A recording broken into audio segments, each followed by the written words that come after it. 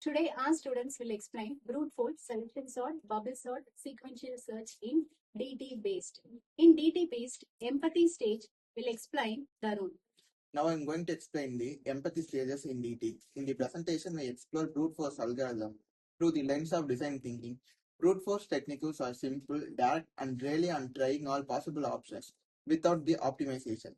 From an empathy perspective, we focus on beginners, students, and developers who struggle to understand the complex algorithms at the initial stage. Many learners feel overwhelmed by optimizing algorithms like quicksort or binary search because they require deeper mathematical thinking. Brute force methods such as selection sort, bubble sort, and sequential search are easy to understand, follow a step-by-step approach, and clearly show how a problem is solved logically. By empathizing with learners' needs for clarity and simplicity, brute force algorithms become ideal starting points to understand core concepts like comparison, swapping, and iteration. This empathy stage helps us realize the simplicity and transparency are more important than efficiency during early learning and small-scale problem solving. I'm going to explain about definition stage, define stage. In the define stage, we clearly identify the problem that selection sort aims to solve. The problem is arranging unsorted data into a sorted order using a simple and systematic approach. In a real-world scenarios, such as arranging student roll number or ranking marks for a small class, users need a method that is easy to implement and verify. Selection sort defines the problem as repeatedly finding the minimum element from the unsorted portions and placing it at the correct position. The key challenge identified here is not speed but correctness and understandability.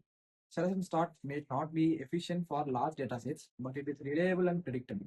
By defining the problem this way, we accept higher time complexity in exchange for a clear algorithmic flow, making it suitable for educational purpose and small data sets. Kamlesh, can you explain ideate stage? Yes, ma'am. Ideate stage, we brainstorm possible ways to solve sorting problems simply, leading us a bubble sort. Bubble sort works by repeatedly comparing adjacent elements and swapping them if they are in wrong order. The idea behind the solution is similar to how air bubbles rise to the surface. Large elements gradually move to the end of the list. This stage focuses on creative simplicity rather than optimizing.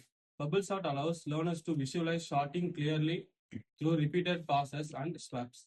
For a design thinking perspective, for the idea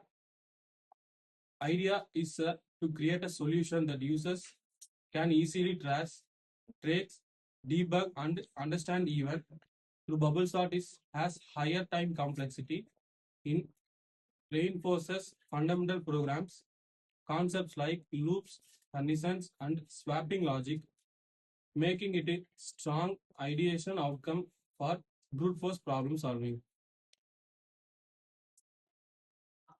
I see about prototype stage. The prototype stage involves converting ideas into working models, and sequential search acts as a perfect brute force prototype searching algorithm. In this approach, each element in a list is checked one by one until the target value is found or the list ends. This method emulates how humans naturally search, for example, checking names one after another in an alternate register. The prototype is easy to implement and does not require pre-sorted data, making it flexible and practical. From a design thinking viewpoint, sequential search represents a functional prototype that prioritizes simplicity and usability over performance. It allows learners to see how searching works at the most basic level and provides a foundation for understanding more advanced search algorithms later. I'm going to explain about the testing stage. In this testing stage, we evaluate how well this brute force algorithm perform in real-time scenarios. Selection sort, bubble sort, and sequential search address using small datasets where accuracy and clarity matter more than execution speed. The results show that while this algorithm are not suitable for large-scale application, they perform reliable for small input and education use case. Test case also highlight their limitations, such as increasing time complexity, helping learner understand why optimization algorithm needed later. From a design thinking perspective, testing whether the brute force technique successfully meet beginner requirement by being easy to understand, implement, and debug. In conclusion, brute force algorithms, when viewed through DT stage, provide an effective learning pathway that bridge the gap between the problem understanding and algorithm thinking. Thank you. So nice presentation.